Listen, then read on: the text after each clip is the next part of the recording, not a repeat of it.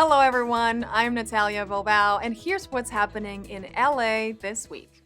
The residents of North Hollywood can now enjoy a ride in a Dash bus with the launch of a new service line of this type in this part of the city. Council President Paul Krikorian was one of the first riders aboard this symbol of modern connectivity, which gives Angelinos more access to opportunities. After almost a decade of work to get this studied, funded, and staffed, here we are on the very first ride on a NoHo Dash Line bus.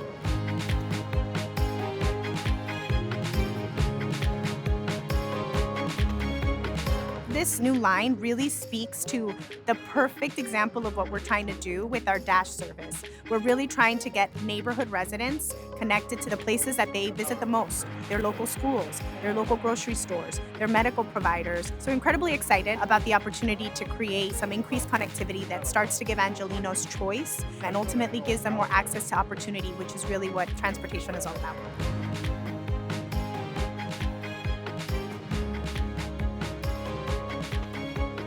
As we're trying to electrify our entire fleet, we do have a mandate to have all of our buses be electric well in advance of the 2028 Olympic Games, and we're working on that right now. So probably in 2 to 3 years, we'll be in a place where this line will be entirely serviced by electric buses. I want to thank the council president and everybody who for their efforts to establish this route. We've long needed it as an important component of our transportation network, and having it as an important public asset for our lower income riders who make up the bulk of Metro's ridership.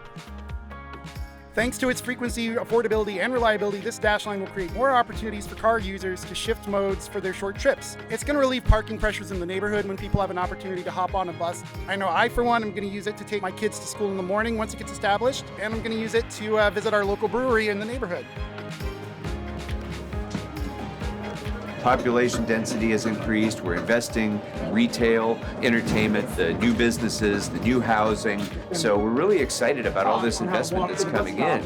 But of course, with density comes a need for more transit infrastructure so that people can get around in a safe, clean, efficient, accessible way. And so that's what the Dash Lines bring. Did you know that almost 24 million people went through the Los Angeles International Airport last year? As one of the busiest airports, LAX has to make sure all luggage is managed safely and efficiently. With its recent improvements, what is described as a state-of-the-art baggage handling system is guaranteeing that every bag makes it safely to its destination. Check it out. This is your Los Angeles International Airport. It's one of the world's busiest airports.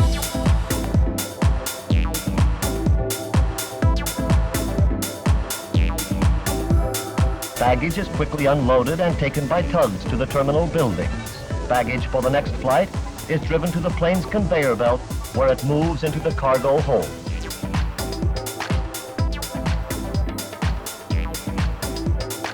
What I'm most proud of really is our baggage system. This is a state-of-the-art baggage handling system that's really going to do marvelous things with moving bags for passengers here at the airport. This is an individual carrier baggage system. There are 3 of them in the nation. This system uses radio frequency identification technology in the baggage carrier to track all bags. This system can track baggage 100% of the time.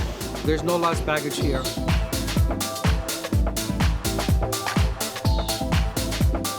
Our capacity before was about 2,500 baggage per hour. This system can process up to 6,400 bags per hour. We needed to upgrade our baggage system. We more than doubled capacity.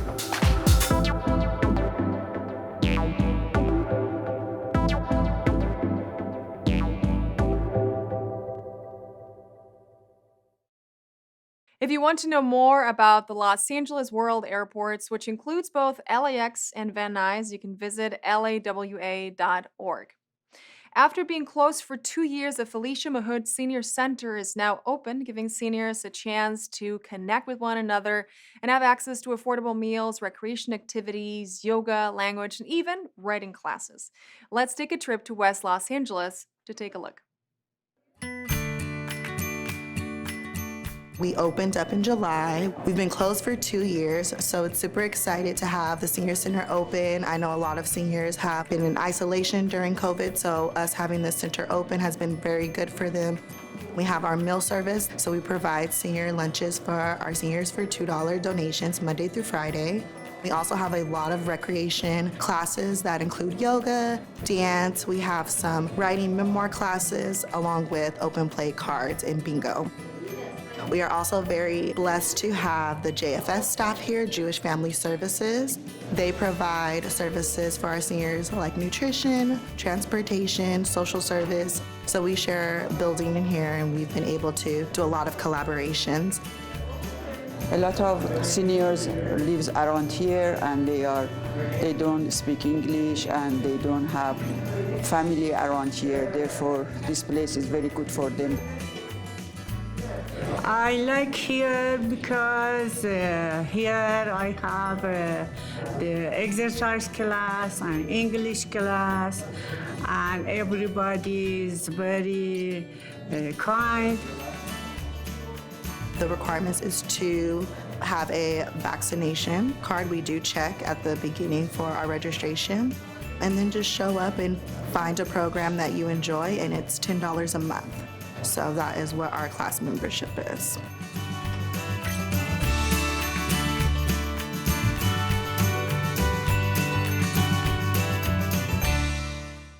What better way to give back to your community than by becoming a city employee? The Los Angeles Department of Public Works held a career fair to help people learn about different jobs and how to apply.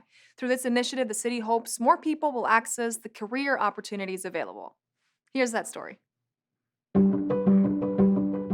So today we're having a job fair at Los Angeles Trade Tech to introduce people to a career fair and how to apply for jobs with the city of Los Angeles. We're trying to basically teach people what it means and what it takes to apply for these city jobs, so that way they can, go to our websites, visit us, and have a long career with the city of Los Angeles. It's the first time that Department of Public Works has held a job fair citywide. We currently have many positions that need to be filled, and we felt that it was time to open up the floodgates, as you say, or open up the door of information on how to start entering the city. So there are jobs here that are gonna be same-day offer, conditional offers. There's jobs here that are just providing information on how you can apply. We have accounting positions, we have engineering positions, the list goes on. These are over 30-year careers that are basically stable. These are good middle-class jobs, and you can develop a skill and a vocation that can help you and your family. There's a lot of health and medical benefits that you get for these jobs, in addition to a good compensation for your salary. Really what's critical today is providing that information. It's just making sure that folks know how to apply to city employment, or at least just open the door to their employment. Many of us folk, like myself, born and raised here in the city of Los Angeles, it's still like a mystery how to get in at times, but we're trying to break that mystery and start giving folks valuable information. There's hundreds, if not thousands, of vacancies currently for the city of Los Angeles. The Bureau of Street Services, we have over 400 vacancies. I started off as a truck operator, person out there filling potholes. And basically, I saw the opportunity through upward mobility to promote and develop myself, which I did. And from that, I was able to buy a house, raise my family, do things like that. And I always knew that I wanted to be general manager. I knew that with education and applying myself, basically I could achieve those goals. In the city of Los Angeles, you could be whatever you want to be. You can start off as a maintenance laborer and you can become mayor if you so choose. You can become an executive director of any department if you really apply yourself. And so it's really important that people come to these jobs, learn these things, and see the opportunities that are available.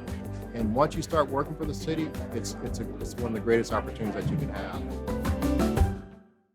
Did you know you could go for a swim in a public pool in Los Angeles during the winter season? Thanks to the 19 year-round available pools in the city of LA, Angelinos can enjoy recreational swimming, classes, and other programs even when it gets a little cold. Check it out. Today, we are at the beautiful Glassell Pool. Now I know what you're thinking. It's not summer. Why are we at a pool? But that is precisely why I'm here, to let you know that the city of Los Angeles has 19 year-round pools available to you. We have lap swimming, recreational swimming, swim lessons for children and adults, and so many more programs that we offer in the summer and we also offer in our winter and spring seasons. Now, we have indoor pools and outdoor pools like this one, but they are all heated and have indoor locker rooms. Earlier this month, we celebrated the culmination of our fall swim team and dive team programs. And now, heading into February, we're going to have water polo, artistic swimming, and swim team as well. And I have one more very important announcement for you. Did you know that there's a national lifeguard shortage? And we're only a few months away from summer, so we're hiring now. If you or someone you know is an experienced swimmer and they'll be 17 years of age by June 1st, 2023, they should take the lifeguard test. And if they'll only be 16 years of age by June 1st, then they could be a lifeguard aide. If you're not that comfortable with your swimming abilities yet, we're still hiring for pool clerks and locker attendants as well, making a minimum of $17 an hour and up.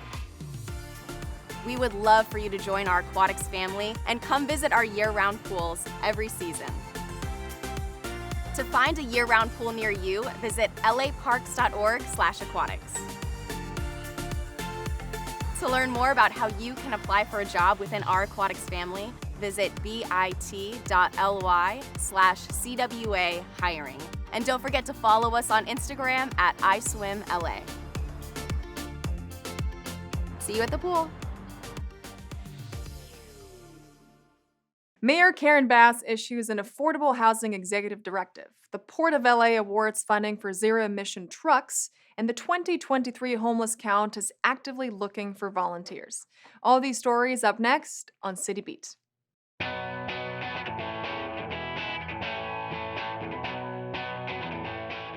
Mayor Bass issued her first executive directive to accelerate and lower the cost of building affordable housing and temporary housing. The press conference announcement took place at a construction site for affordable housing that had taken over a decade to break ground.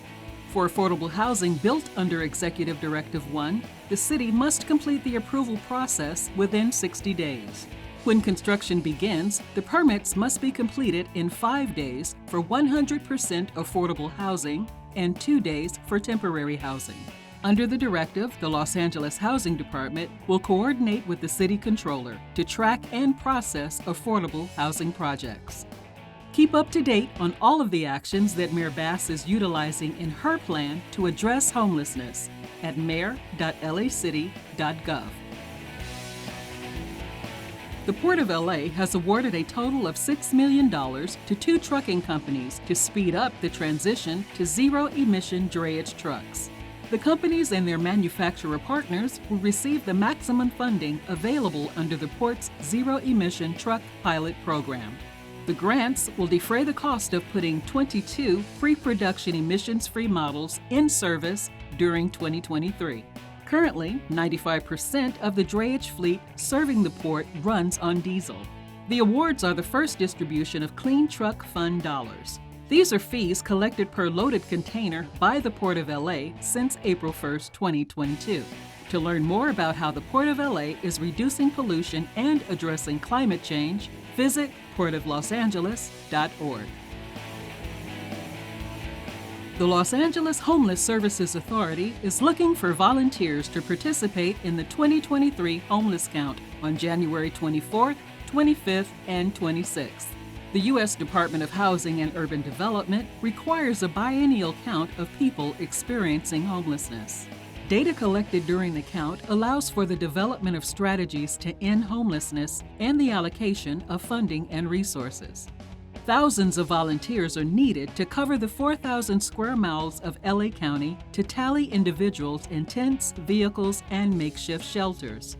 Each evening will focus on specific regional areas, including the San Fernando Valley, East and West LA, and South Los Angeles. Volunteer to participate in the count by registering at theycountwillyou.org.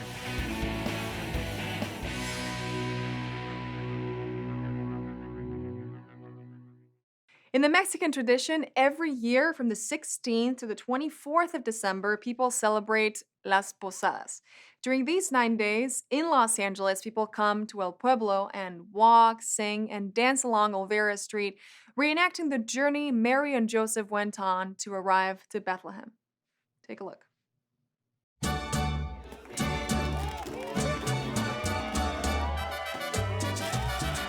Tonight we're going into the Las Posadas, which is a 9-day celebration every year from the 16th of December through the 24th of December. The Posadas goes every night from about 6 to 8 o'clock, starting with the breaking of piñata. At 7 o'clock, we start a procession. We start at the Avila Adobe, and then we go all the way around the street. We're reenacting the journey of Mary and Joseph to Bethlehem. So we have a statue that we carry around on Avila Street, and we stop at a different shop each night. We always sing as we go along, and we also, when we stop, we ask for shelter, and we sing all of that as well. And then when we end, we actually have bread and champurrado for everybody. So we do it for 9 evenings, and we end on the 24th with a live Mary and Joseph.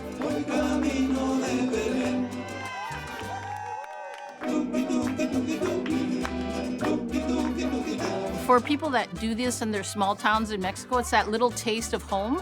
But for people that have never seen this before, it's something new, and it's something that families can do. We love the fact that we see generation after generation of families come down and enjoy, so we welcome you to come on down. It's a culture of tradition, and it represents people getting together, right? I mean, in this time and age, we have a lot of people still seeking refuge all over the country, and in particular in the city of Los Angeles, with a lot of unhoused folks. I think people will start to realize that, even in those days and even in those times, people were rejected for living and seeking refuge. And this is something that I think is important for people to continue to see, because during the holiday period, it's not just about presents, it's not just about, Santa Claus, but it's also about a time to reflect and give. We welcome everybody to come out, join the festivities, join the tradition, enjoy yourselves, have a little bit of champurrado, and say hi to everyone who's here at Aguirre Street, the most famous street in the city of Los Angeles. Winter is snow season, and at the 19th Annual Expo Center Winter Festival, the Rec and Parks Department had lots of it. This free community event for families was a way for Angelenos to learn about the department's programs while enjoying free toy giveaways, live music, and yes, lots of snow sliding. We're here at the Expo Center in South Los Angeles, City of Los Angeles, Department of Recreation and Parks. We're hosting the 19th Annual Winter Festival, free community event, which features free toy giveaway, community booths, snow play, sledding, live entertainment, and amusements. We're also offering free COVID vaccines and boosters as an added amenity for people to take that opportunity to get vaccinated while they're here with their families.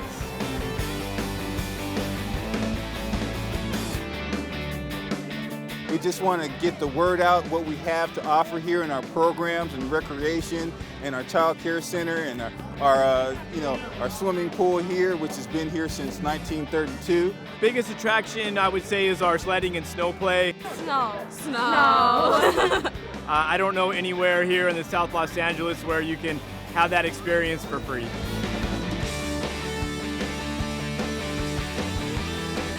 We're new here, and we found out that there's this event going on, so finally we get a chance to relax and come and enjoy some festivities that Los Angeles have to offer. I love the ski, and I love the snow. It's a lot of snow out here. It's certainly snowing here at the 19th Annual Expo Center Winter Festival.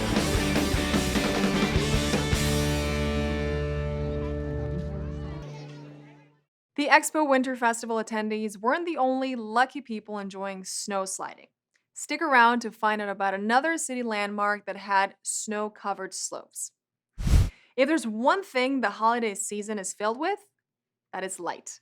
The community of Canoga Park gathered outside the Tasco Theater for Walking in Our Light, an event which included spoken word, poetry, and street performances to give people a chance to meet their neighbors through their shared love of art.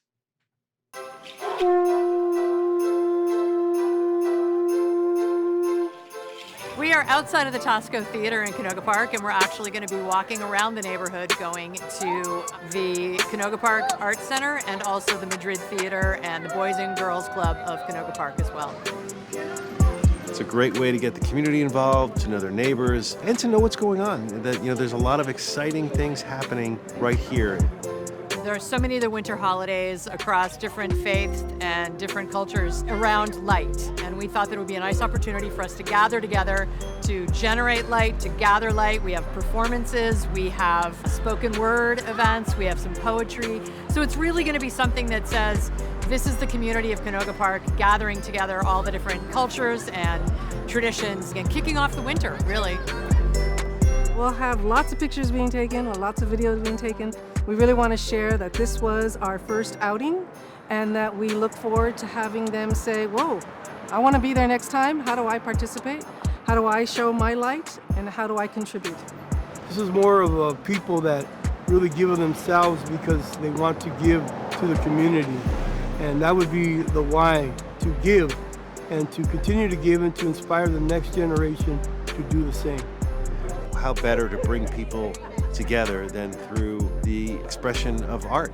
We're all the sum of our many cultures and our many identities, and today we walk in our light. It's just a great gathering as a time to reflect all of the amazing things that are happening right here in the West Valley, right here in Canoga Park. After being isolated for 2 years, everyone is excited to be outdoors and in contact with their neighbors. Councilwoman Heather Hutt from CD10 was at Leimert Park to strengthen community bonds with a magical snow night that gave everyone a chance to play, ice skate, laugh, and take home some free gifts.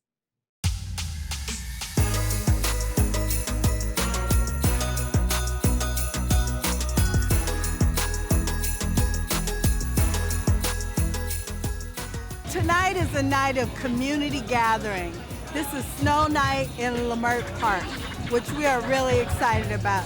This is special to me because I grew up in Leimert. When I came home from the hospital, it was just down the way. And that fountain was my first little experience walking around. It's just important just to have this love. This is love in the community, togetherness. You see all these little smiling faces? They need community, they need to be together, they need to have fun. We're coming out of a pandemic where we were very nervous about our health, we were nervous about our jobs, and we were nervous about our future. So we need some relief. It's gonna be an unbelievable night for the youth and families. They're gonna get to ice skate, play in the snow, take photos, get a bunch of giveaways. Like at our table, we're giving away 100 basketballs tonight to a lot of the youth who want to play basketball. And also we have a huge surprise for the families. We have grocery store gift cards as well. We want the community to know that we care, and we're just here to have a great time with them. This is the heartbeat of our community. And if you look around, just look at it. Everybody comes out, and the councilwoman brought us all together tonight, and we have to save this community. We have to keep it strong, we have to keep it diverse. We have to keep it so that the kids can grow up and see what diversity really is. I want to say happy holidays to everybody in our community, and I just want to send my love. I'm hoping that everybody has a safe holiday season and a happy new year.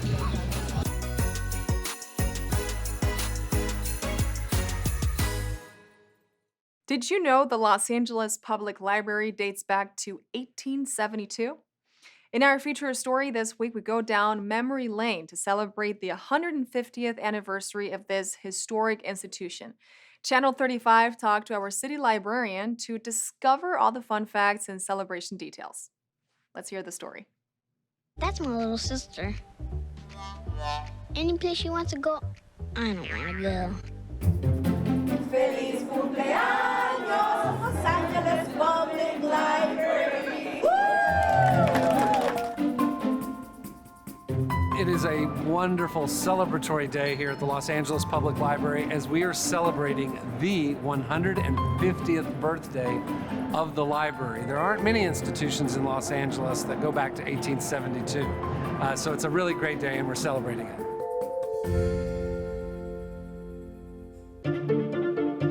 back on December 7th, 1872, a group of Angelinos got together and formed that very first library with just 750 books. And of course, for many years, it was just in a single location. And then branches began to be built, and the library expanded and really grew to have libraries in neighborhoods across the city. So for the next 150 days, we have all sorts of activities planned. The celebration of 150 years will take place not only here at Central Library, but in all 72 of our branches. Story times with the 150th birthday theme, a reading challenge, programs and activities about the library's history. We have an amazing exhibit coming to our Getty Gallery. Today in the lab, we have an open house where you can do various hands-on activities in the lab, such as laser cut, a fridge magnet with our laser cutter, also doing a green screen photography session right here, also making 150th anniversary stickers with our vinyl cutter. The library is truly about serving absolutely everyone in the community, and they have great services for children, for teens. Our New American Centers seek to reach out to immigrant communities in Los Angeles, and the library is a fabulous place, and I guarantee there's something that you'll be surprised that we do when you walk through the doors of our libraries.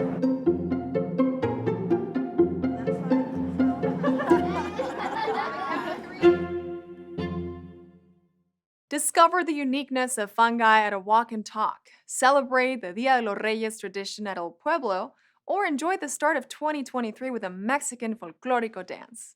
All this up next on Things to Do.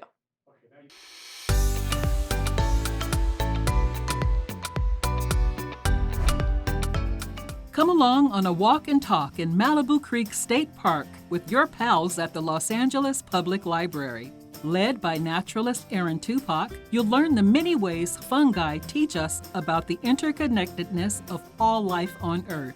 Fungi help sustain our biodiverse forest and are some of the most ancient forms of life on our planet, living here more than 1 billion years.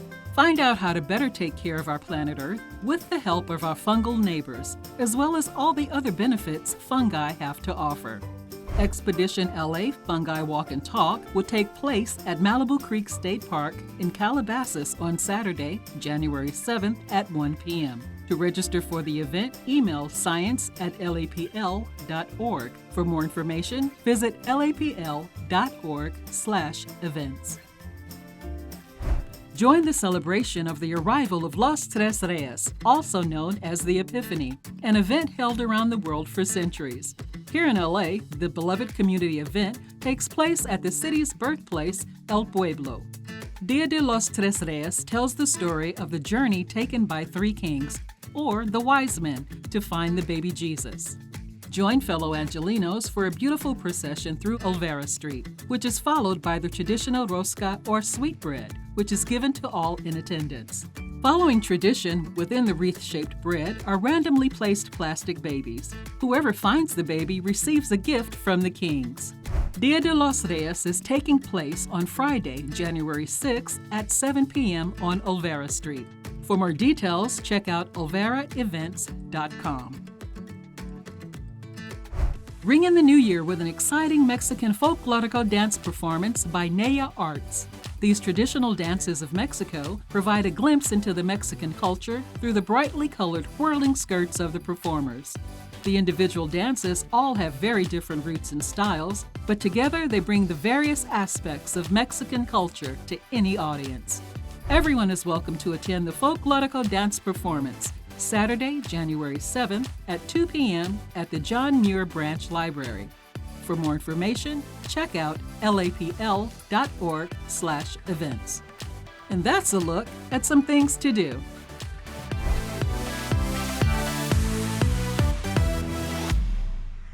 And that's it for this edition. I'm Natalia Bilbao, and from all of us here at LA This Week, thank you so much for joining us. A reminder that you can catch us online at lacityview.org, and we're also on Facebook, Twitter, and YouTube. See you next time for more LA This Week.